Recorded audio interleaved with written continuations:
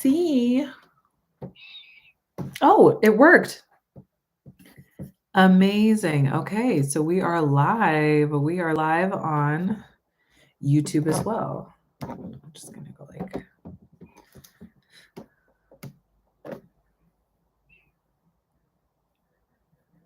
Yeah, this works. Okay. Hello. Hello, TikTok. Hello, YouTube. Figuring out what is going on here. The best angles and hair. Oh my gosh. The curly hair challenge. All right, so I'm just gonna like start riffing on a topic.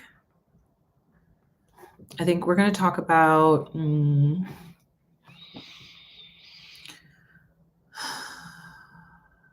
what should we talk about? We could talk about the astrology of next year. We could talk about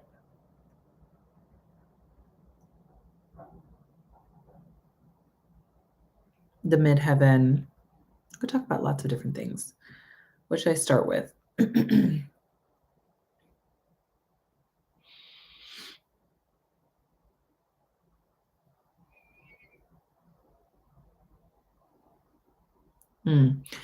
Let's talk about elements, actually. Let's start there. Let's start there. So next year, 2026, we have a lot of like fire element stuff happening. Like if I'm just thinking, actually, this is not the paper I want. Where's the paper I want? I need to have more scratch paper, as we used to call it, just available.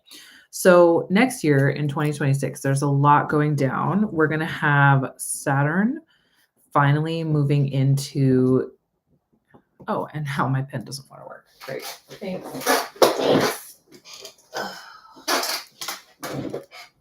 Okay, so we have Saturn finally moving fully into Aries next year. We have Neptune fully moving into Aries next year. We have, so Pluto is firmly in Aquarius.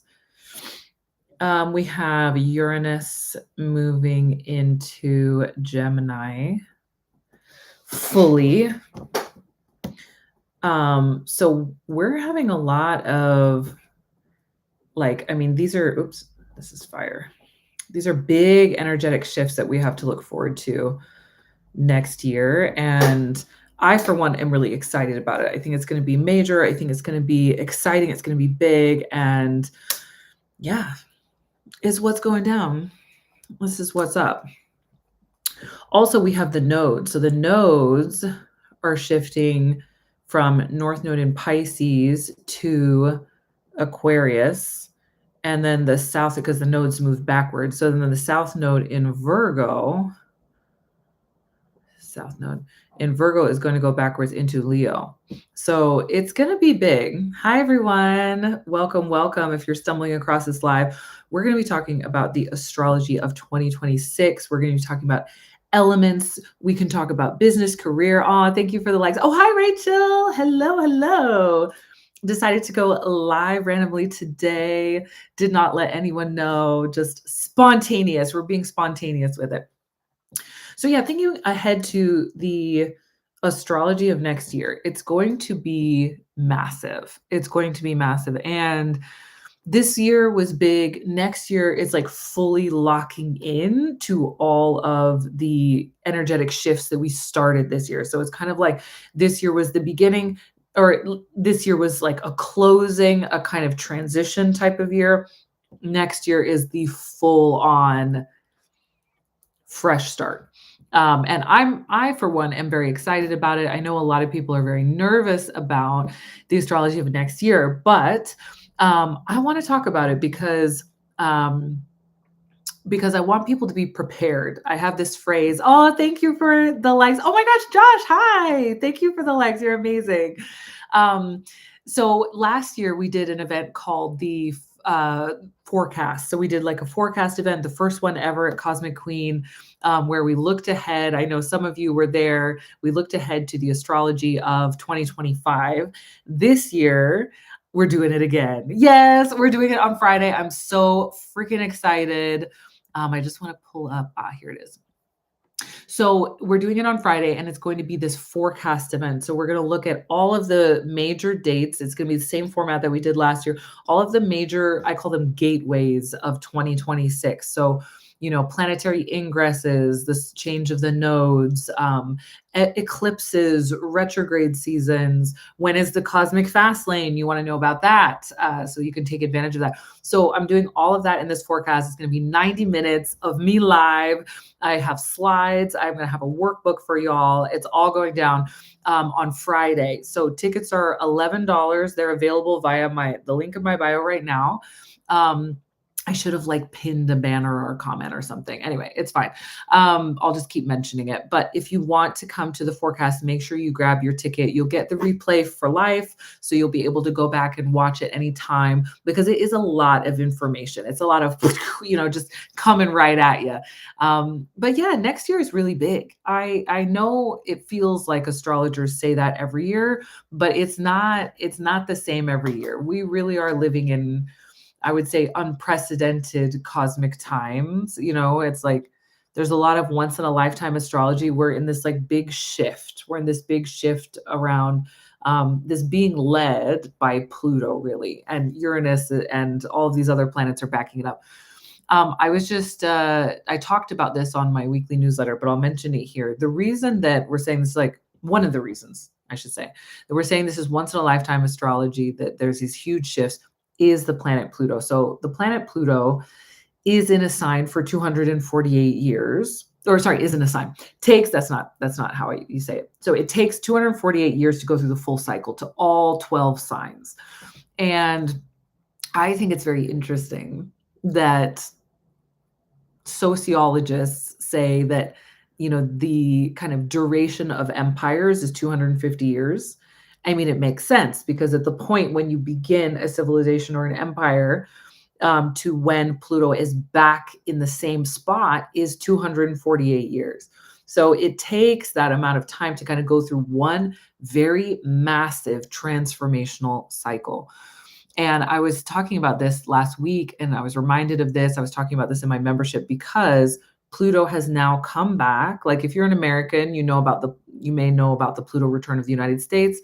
But Pluto has come back to the beginning of the human design chart, which is in gate 41. I know if you're not used to hearing about human design and astrology, this may all sound like I'm speaking a different language, but I'll try and break it down in the most practical way possible. But it's come back around. Literally last week on the 5th of December, Pluto entered gate 41. This is significant because it hasn't been there since 1776 / 1777. So that year, obviously, is very significant for those of us who are American or American adjacent, because it's, when we mark American independence. So at that point, when that period in history began, we are now at the end of that, right? We are now at the end. And it's very interesting to think about endings and beginnings.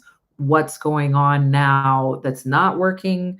What's going to change? So it's fun and interesting, and also shocking to think about the macro, right? To think about civilizations, culture, empires, governments, all of these things. That's interesting. But now we want to look at, what does that mean for us personally, right? The individual is what we care about a lot here at Cosmic Queen, because we want to help people to be more free, to be more authentic, to be more empowered, to be more confident in themselves. So we like to look at the macro, and it's fun to look at all these kind of trends and history and these dates. But then how do we make it personal to us? How do we make it practical and get out of our head into our heart? So looking at, Pluto entering gate 41 in human design, this is really interesting. I'll just riff on this for a second. By the way, if anyone has any questions or comments, feel free to share absolutely as we go along. This is just an open live. I'm just riffing on the astrology of next year. But yeah, feel free to comment if you want.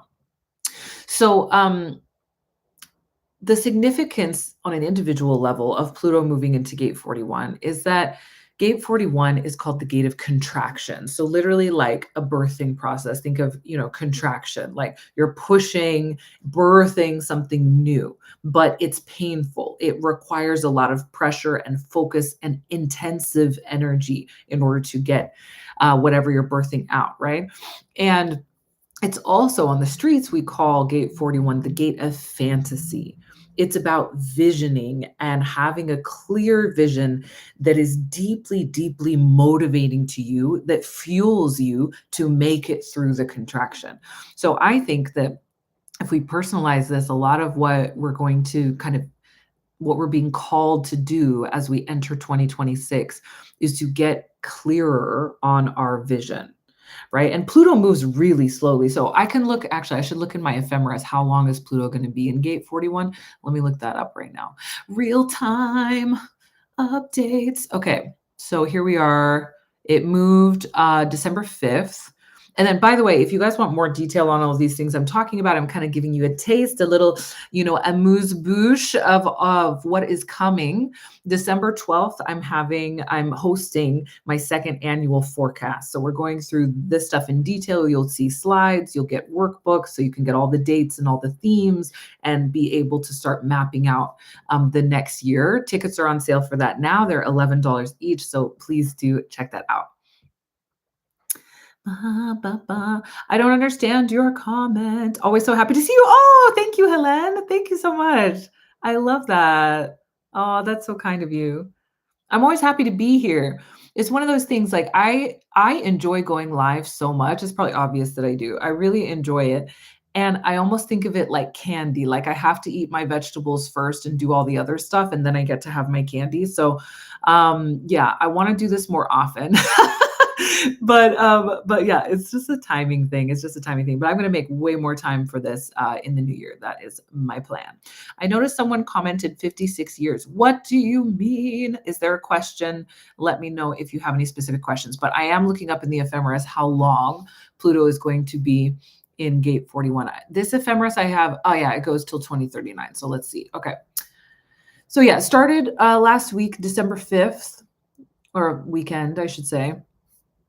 And Pluto does go retrograde, so it might move back. Yeah, it's going to go retrograde every year for a long time. Okay, scrolling. Are we in 2027? Yeah. Okay, so for the entire year, I'm not surprised. For the entire year of 2026, Pluto is in gate 41. So this is not like, don't take what I'm saying and think that, oh my God, I have to like tomorrow understand my vision for my life, or be, really expansive in what I'm thinking I want for next year today. It's like we have time to work with this energy. A lot of people are talking about, well, in the wellness community, shall I say, a lot of people are talking about, oh, the new earth is coming in, the new paradigm and all of these things. And that's a whole other topic. And at the same time, we have to like envision in order for that to happen, right? We can't just say, I don't like, well, actually, we're in the phase right now of I don't like this, right? We're like, I don't like this. I don't like, this class warfare. I don't like human rights abuses. I don't like all these things. I don't like how government's behaving. I don't like the taxation system. I don't like the healthcare system. We're saying a lot of things that we don't like, right? The gender imbalance, et cetera. But what do we want? Right. And I don't know that we necessarily have a clear picture. I think some people do, but I wouldn't say that we all know exactly what we think society, government, and cultural structures, family structures should, look like. What does that look like? What does a utopia look like? So I think that, this is a big invitation for us. Pluto moving into this beginning, the first gate of human design is 41. It's not one, it's 41. Moving there is like, and being there all of next year is significant. And it's like saying, you need to reimagine things. Like you need to revision everything, rethink it outside the box, blue sky, stop looking to the past for the answer. The answer is not in the past, right? Okay, so let's go. I'm continuing to scroll through my ephemeris. When does, I like doing this the old school way. When does Pluto move on? Okay. So Pluto is going to be in gate 41 until, are you ready for this? Are you ready? 2028. Okay. So we had 2 years of visioning that we need to do right now. Yeah, this is major. So until, I can give you the exact date, February 23rd, 2028, Pluto will finally move into gate 19. That's interesting. Gate 19 is sometimes known as the gate of sensitivity. It's called the gate of wanting. They have all these different terms, but it's also the gate of sensitivity, and understanding what everyone wants and needs. It's also very psychic, this gate. Is this the gate? I think gate 19, I get a couple of them confused sometimes, like 19 and 55. One of them is about also connected to like um animals, like relationships with animals, as in like spiritually connecting and being able to speak to animals. So very cool. I think it's gate 19. I always get confused if it's 19 or 55. I think so. Does it go back into 41 at some point? Let's find. Yes. Okay. And then it's going to retrograde back into 41 on July 30th, 2028. And then it's going to be there for a while until January of 2029. So the majority of, so all of 2026, so from now on until January of 2029, basically, except for a little bit of a retrograde period where it's in 19, Pluto is in 41. That is significant. That is interesting. We're in a very revolutionary time. And like I said earlier, Pluto does not move quickly, right? Pluto moves very slowly. So change takes time. It's not like, oh, we just do something dramatic and everything's changed tomorrow. Change takes time. Visioning takes time, but it's important for us to know where it is we want to go. All right, I saw a comment. Let me go back.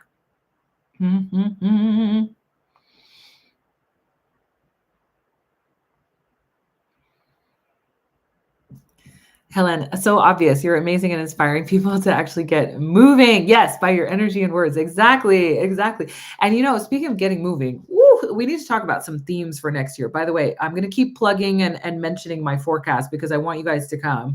The forecast event, 90 minutes live, talking about all the key dates of next year, all of the good stuff coming up, the themes and everything. Tickets are available now.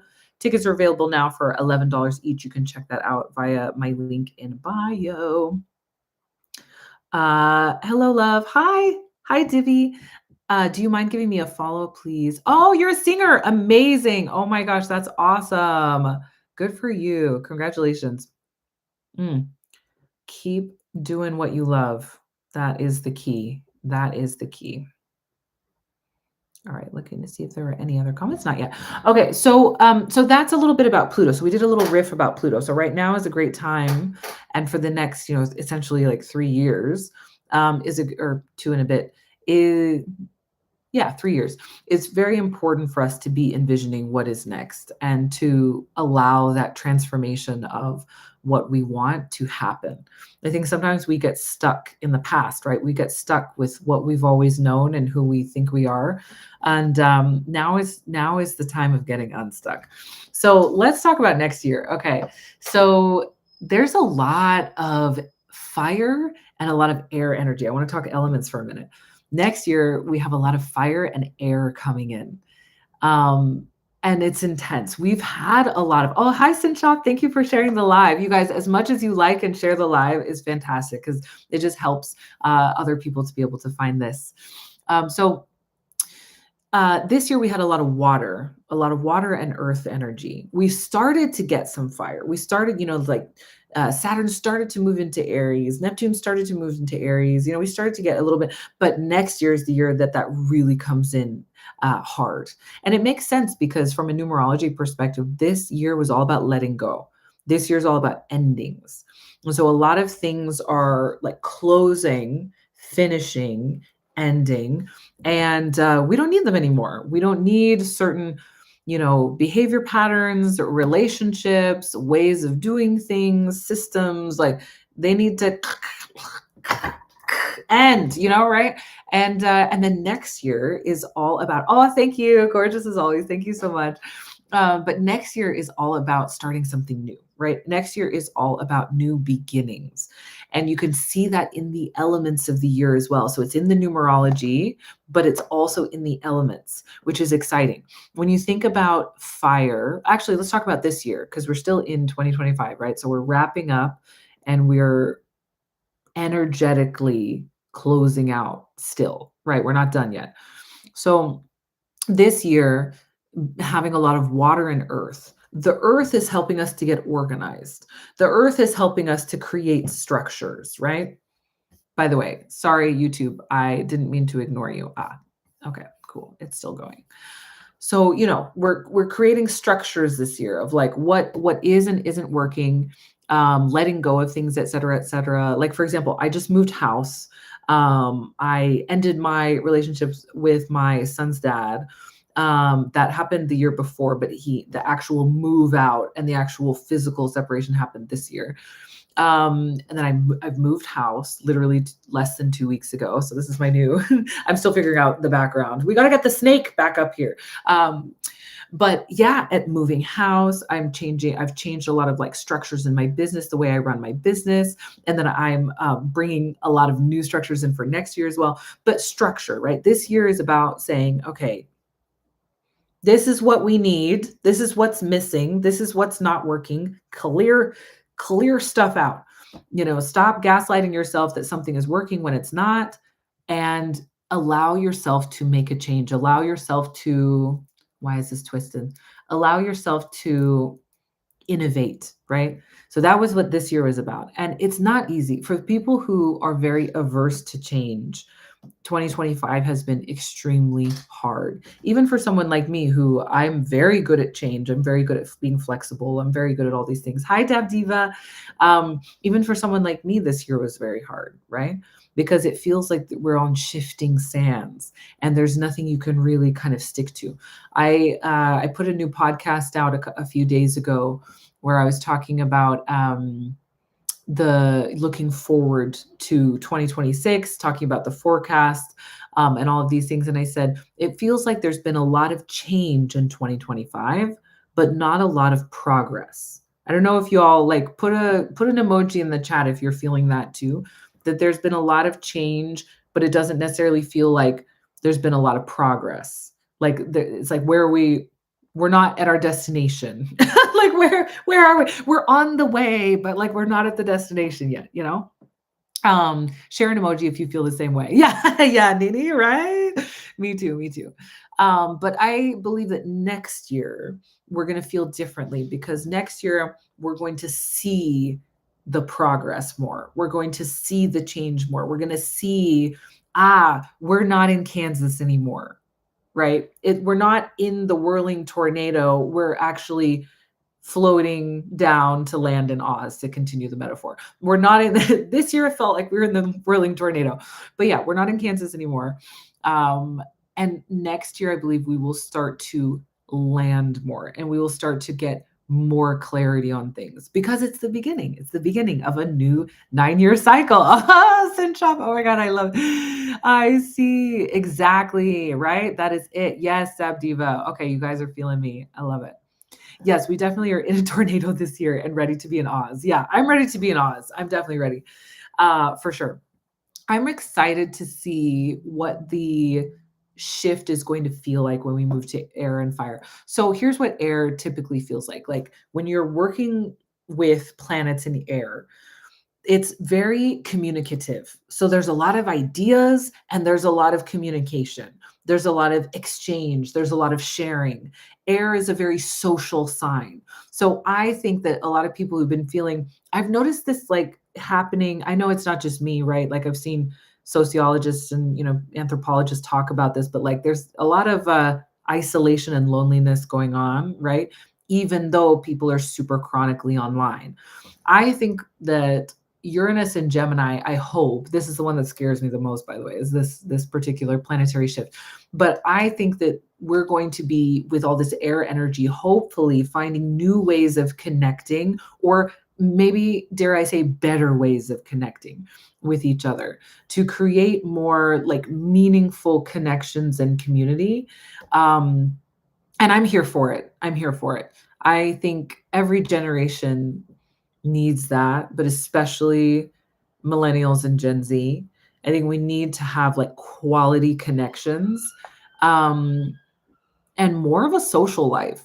I don't know. You guys feel me?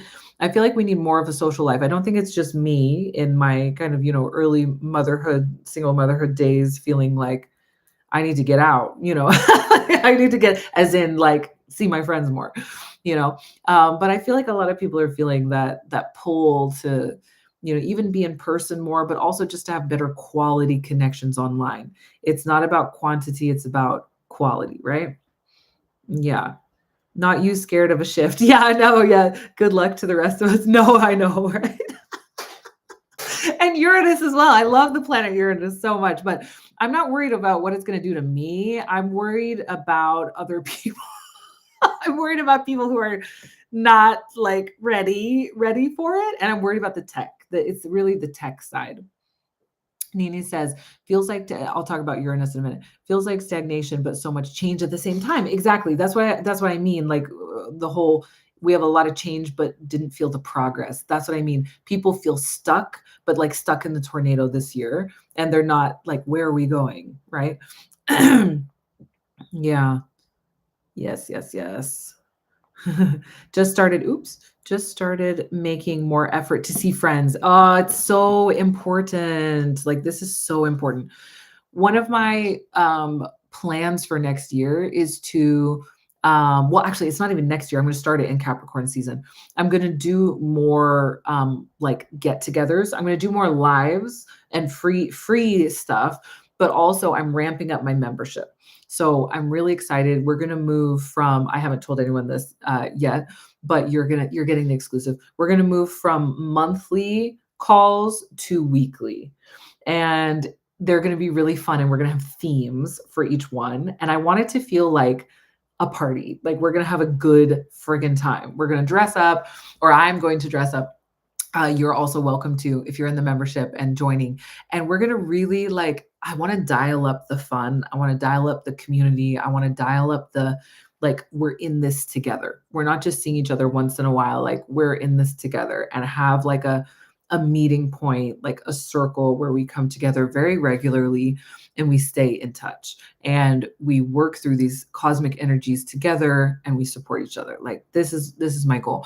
And so I'm going to do it on a weekly basis, and I'm going to treat each time the new zodiac season comes in like an album drop.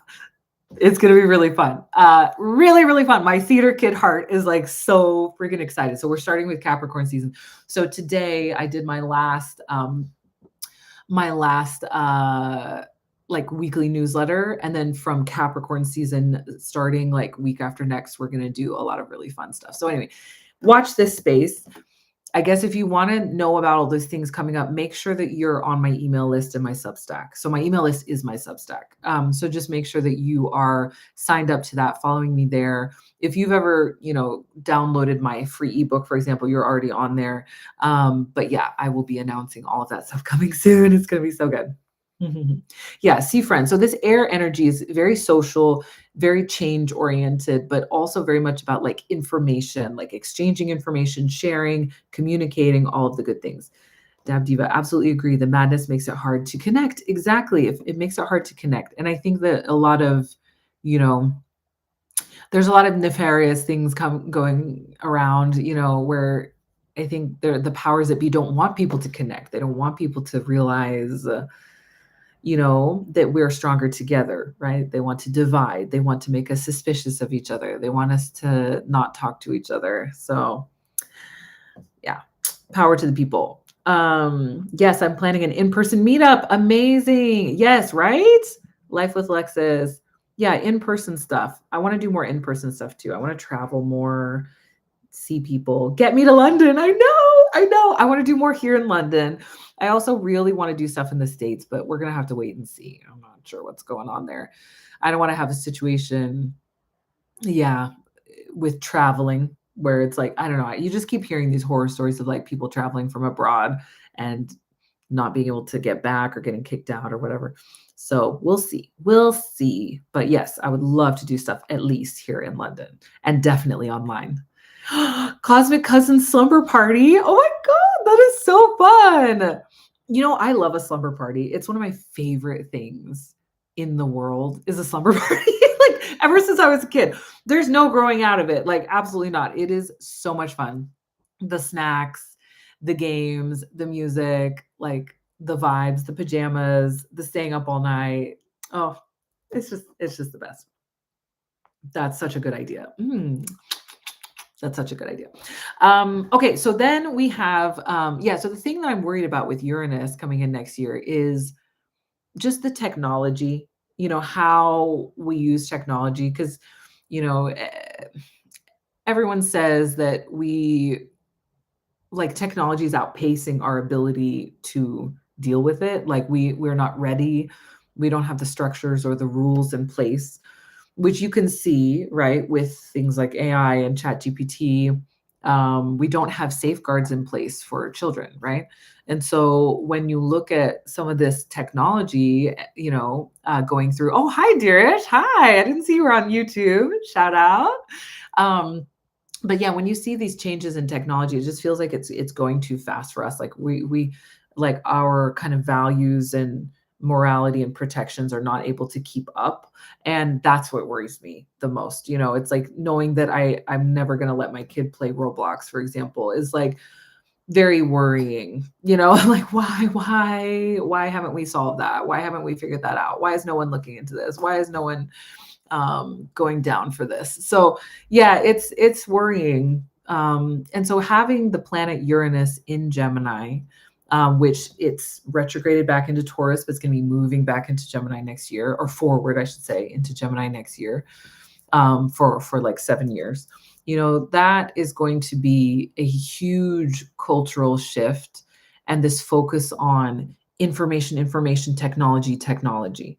And this is exciting. And it's also worrying because, yeah, technology for the sake of technology, I don't think is a good thing. Technology for humanity, I think is a great thing.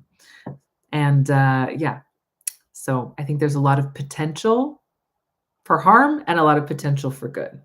So that is why that transit really worries me. And it's going to be 7 years. Think about it. Like Uranus was in Taurus for the last 7 years. And all of the things that we've had come up around like our food system, around healthcare, anything having to do with body, food, physical resources, currency, money, anything like that is very Taurus, right? And so we've seen how those systems have been exposed, disrupted.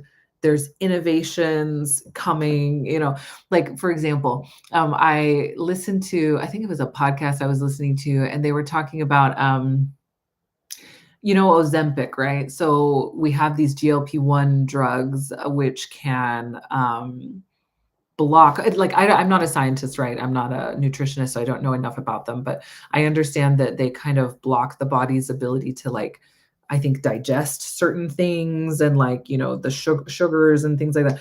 And so, so that you can lose weight. But then of course, immediately it was exposed that there's these food processing companies in the US, specifically one in California that I'm thinking of, that started making GLP-1 resistant, junk snack foods.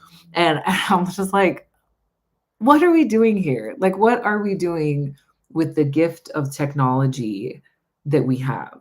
Like, who are the scientists sitting there like, yeah, this is why I got my degree. Yeah, I'm going to make sure that people continue to be obese and unhealthy. Like, you know what I mean? Like, it's so exhausting. It's so exhausting. This is the danger of Uranus and Gemini, because Gemini doesn't really care about, in general, as a sign, Gemini is not really concerned with truth. It's more concerned with information and data.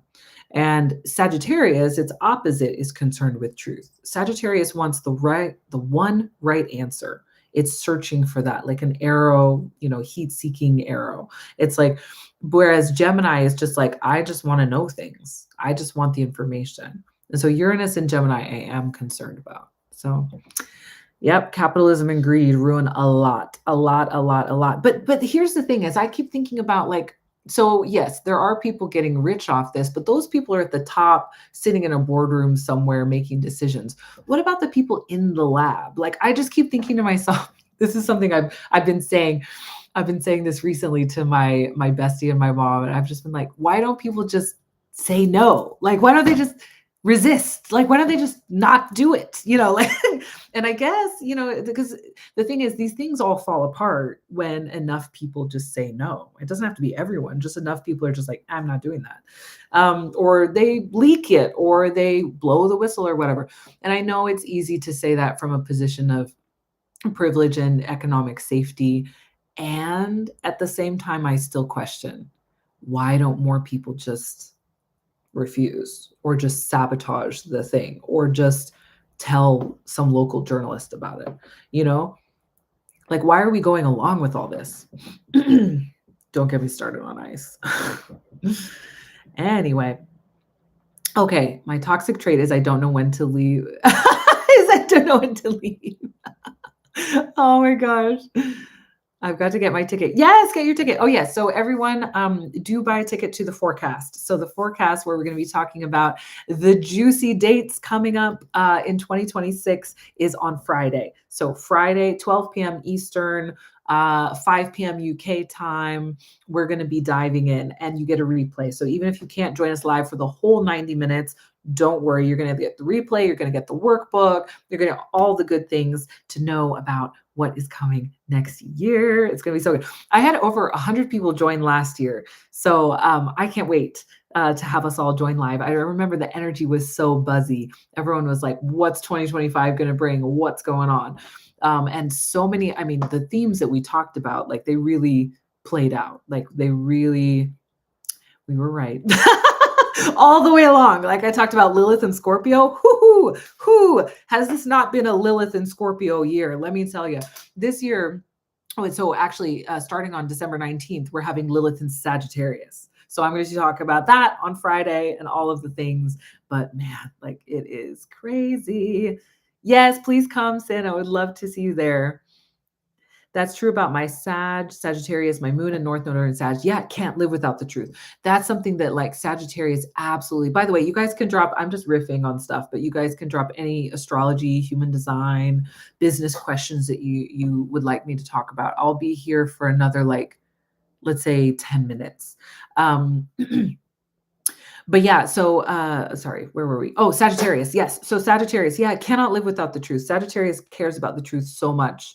That is, we're in Sagittarius season. So all of those aspects of your chart are being really lit up right now. So it's even more like, what is true? Like, do you remember, of course you remember the pandemic.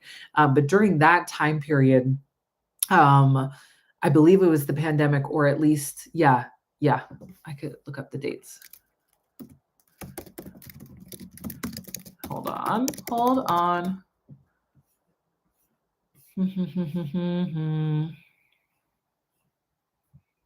Can we have the dates?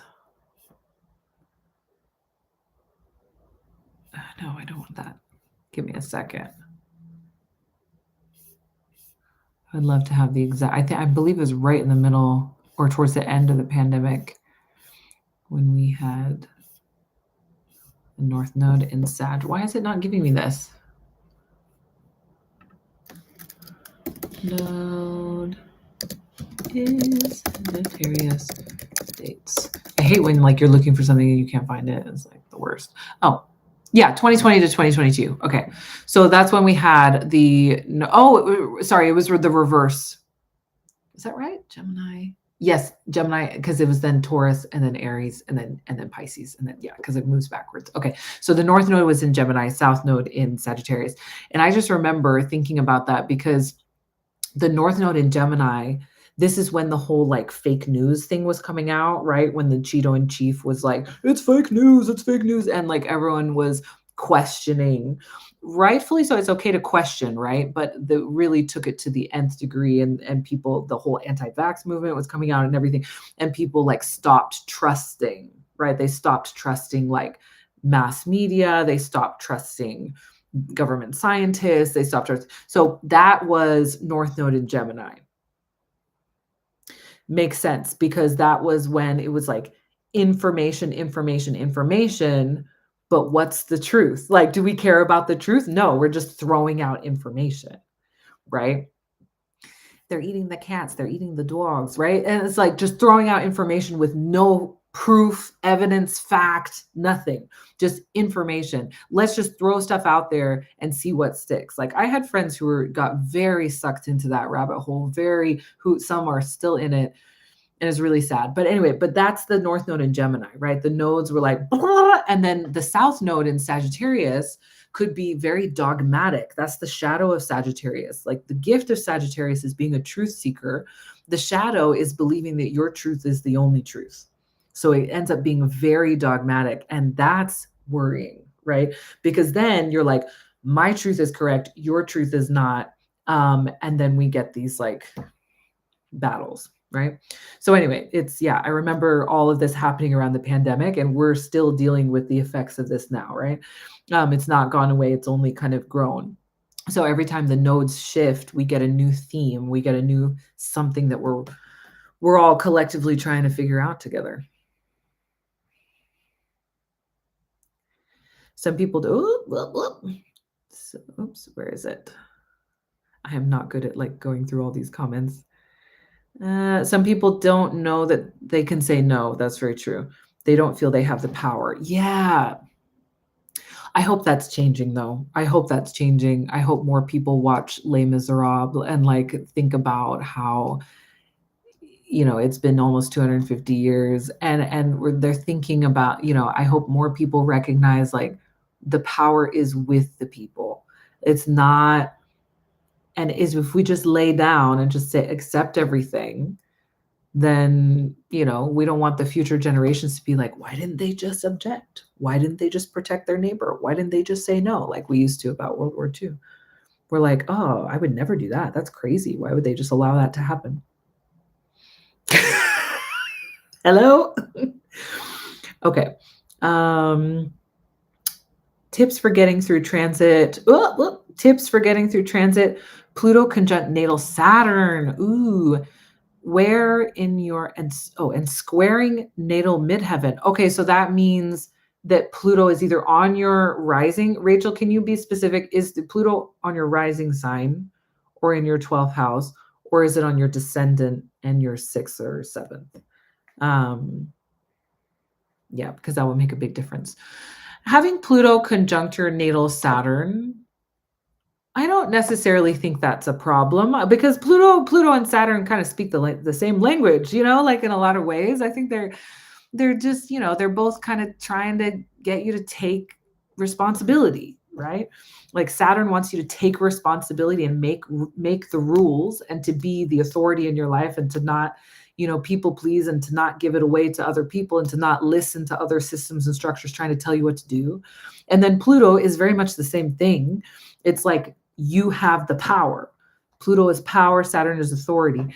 And they both want you to, be in charge. So I think, I don't think those being together is a problem. I think that what is more interesting is going to be which house do you have Pluto transiting? So which house are you, Aquarius rising or are you Leo rising? Because that's going to be really interesting. So I'll scroll down to see if you've answered. Nini says, that's true, but my human design and astrology says I shouldn't be moved by others' ideas. Yes. Sorry, I don't remember what you're responding to above, but yes, you shouldn't be moved by others' ideas. You can be informed by others' ideas, right? Like this is how I always describe like human design authority, which is the decision-making mechanism within human design. You can absolutely be informed by others' ideas, and you just kind of like gather it in, like you're a sponge, or like you're gathering data. So you're like, oh, that's interesting opinion. That's an interesting perspective. I never thought of it that way. And you're like gathering all of this information in, but you're not just accepting it and going with it, right? Instead, you're using it and you're filtering it and like sifting it through your system. That's how you want to make decisions, and that's how you want to approach listening versus deciding, right? So it's okay to listen. Like, I'm a researcher. I love to like learn things, and I'm chronically online. I love to scroll. I love to, I have my comfort creators I like to listen to, and I like to listen to other people's opinions, but I don't immediately just say, "Oh, I agree with you." I'm like, "Huh, that's interesting. Let me think about that. Let me run that through my system." That's what you got to do. Rachel said Pluto's conjunct my Saturn in Aquarius in the second. Oh, it's in the second house. Okay. Midheaven in Scorpio. Oh, wow. Okay, very, very cool. So if you have Pluto transiting your second house, wow. Okay, so that means that since 2008, you've had Pluto transiting your first house, right? So you've had Pluto in your first house. That's major, right? I remember we did another live where we talked about Pluto a lot. So everyone, if you look at where you have Capricorn in your chart, that's where Pluto has been since 2008, right? 2008 to roughly 2024, Pluto was in Capricorn. And so that's major, because that means that you are like a whole new person now. Whew. Huh. Rachel is a whole new person now. Your identity just got a major, major overhaul. And now the next stage is money, right? The second house is money, but it's also what you value, because money, what your relationship with money is, shows you what you value. So if value your time, your relationship with money will show how you value your time, that your time is very precious, right? If you value caregiving, the way you use money will reflect that, like that you really value caregiving. So yeah, so Pluto is just at this moment, asking you to be more innovative and more kind of outside the box when it comes to how you work with money. And so this could mean that the way that you're more experimental with money, that you're more of a risk taker with money. Aquarius is very much like always wanting to do the new thing. So maybe you're into crypto, or maybe you're into investment, or maybe you're looking for new income streams or new ways of making money that are not the traditional ways. Or maybe you want to use the money that you have, because it's not just about income, it's also about spending. So maybe it's also about the way you're going to use your money to like develop and create community-based things, right? Because Aquarius is about community as well. So maybe you want to use your money to do something like that. So yeah, so it just means that you're going to have a long and slow transformative experience around money for the next 18 years. It's not going to happen overnight. Nope. I hope that helps, Rachel. Oh, the dogmatic thing. Yes. I gather information all the time. I just end up not agreeing with people, and they don't like that. That's their problem. You're right. It's their problem if they don't like that you don't agree with them. Like, I think I'm right too. Like, always want people to agree with me. This is a natural human thing, because we want connection, right? We want to be right because we want connection. We want to connect with people. We want them to think we're smart. We want them to think we're nice. We want them to think we're, worth being in a relationship with. And so like being right all the time is like part of that. So it's a natural human thing.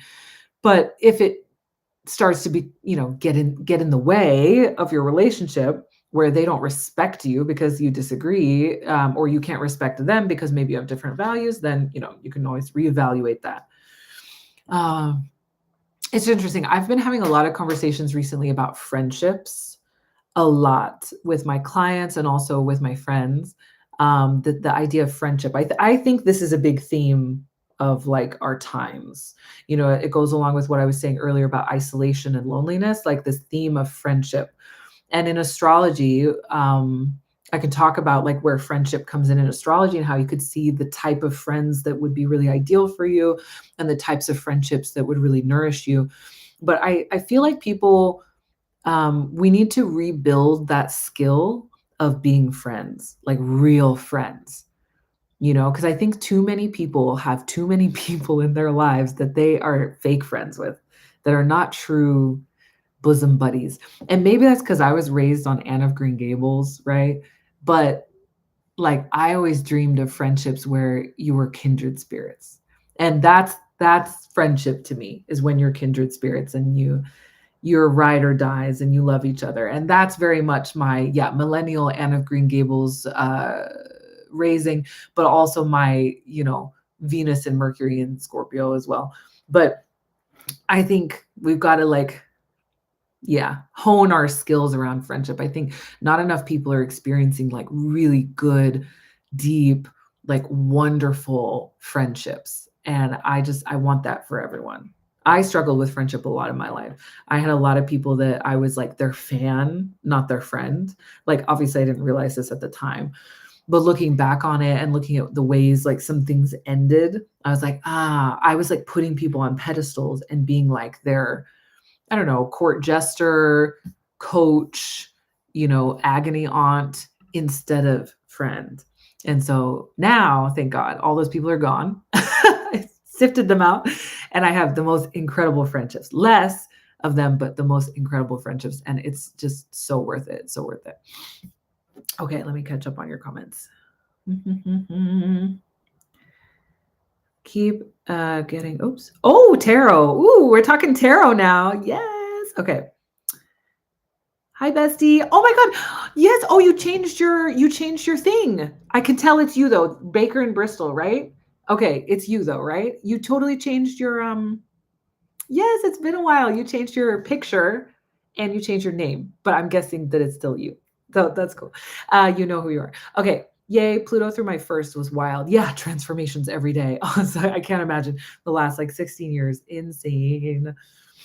Pluto's transiting my I see exactly. Oh, okay. So for you, exactly right now. So that means you have Leo midheaven. Very cool. You are the master of ceremonies or mistress of ceremonies, the MC in my system of archetypes.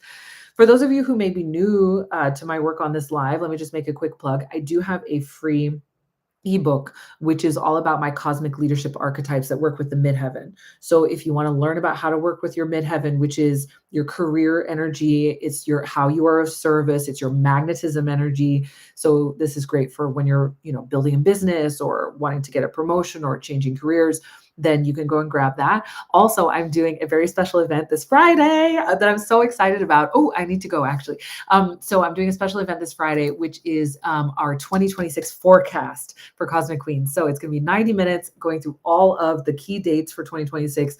You're going to get a workbook, a replay, all the good things. It's only $11. So if you want to know what is coming in astrology, human design, and numerology for next year, please do buy a ticket to that. But yeah, Pluto on your IC, this is all about stability and home for you, but specifically like what makes you feel stable and secure. That's like what is being innovated, and it's your private life. It's not your public life. It's your private life over the next like 18 years, Samantha. Oh, good. Rachel said that helps. Amazing. The thing is, I don't know if people agree with me. You don't need people to agree with you. Don't worry about it. Not necessary. Keep getting 6 of Wands. Oh, advice for cultivating this new year for business success and health. That's very interesting. 6 of Wands. So part of what you may need is more harmony. So with the 6 of Wands, it's kind of similar, to the 5 of Wands a little bit, but like has more of an emphasis on harmony rather than creative chaos. So you might be like kind of going in too many directions. So it could be more about, okay, time to like focus in on which actions are going to make the difference. So that's what's coming through to me around the 6 of Wands, but definitely taking action, being in charge. It's yang energy for you, like go, go, go. But there's an aspect there of harmony that I think might need to come in more strongly. Can I put you in a rowboat and push you in? I know that's oh my God, I love that. The wands energy. I also think of whenever I think of that image, I think of the is it the 8 of Swords? The 6 of Swords or the 8 of Swords, where it's like in the boat heading out. I love that one. Yes, harmony. I really think that's a big part of that. Yes, rings true. What would you say manifestors should focus on in 2026? Ooh, this will be my last question. Then I have to run. So yeah. Oh, Anne of Green Gables. Yes, yes. And then she's Ophelia. And she's like, oh my God, I love it so much. That's one of my favorite paintings. It's here in London. Yeah, it's amazing. Pre-Raphaelite art. Okay, so what would you say? I was thinking tarot, but I love that. Manifestors should focus on. You should. Oh, well, it's your year. Oh my God. I mean, 2026 is such a manifestor year because it's a one numerologically because of all the air and the fire energy. So I would say what you want to focus on is think about what you're here to disrupt. Focus. I mean, I'm automatically thinking career and work, but like, what are you here to disrupt? And really be focused on being radically yourself next year. Like, here's your keywords: unapologetic, authenticity, disruption. Like, those are your words for 2026 as a manifestor. It's your year. It's the beginning. You're the spark that lights the flame. Like, it's totally such a manifestor year next year. I love it. All right, y'all. I'm going to have to go now. Thank you so much for joining live. It was so nice to chat with you. I'm going to do this more often, I promise, because that's something I really, really want to do. So I'm sending you all so much love. Love to YouTube as well. And check out the forecast event. Like I said, it is this Friday. You do get a replay. And I just can't wait to, look forward to the new year with you. It's going to be big. Talk to you later. Bye. Bye.